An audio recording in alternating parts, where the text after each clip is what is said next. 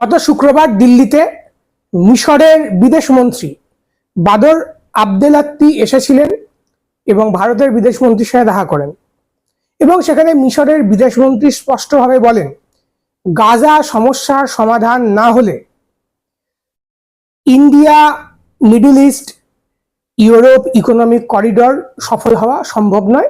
সুতরাং গাজাটাকে শেষমেশ এটার একটা সমাধান প্রয়োজন। কি এই করিডর, যার সাথে ভারতের স্বার্থ জড়িয়ে আছে, মার্কিন যুক্তরাষ্ট্রের স্বার্থ জড়িয়ে আছে? এই করিডরটা 2023 সালে যখন G20 সম্মেলন হলো ভারতের সভাপতিত্বে, সেই সময় সেপ্টেম্বর মাসে 9 সেপ্টেম্বর বিশ্ব নেতারা এই চুক্তিটির মৌ স্বাক্ষর করেন, অর্থাৎ India, middle east, Europe economic corridor, IMEEC বা IMEC।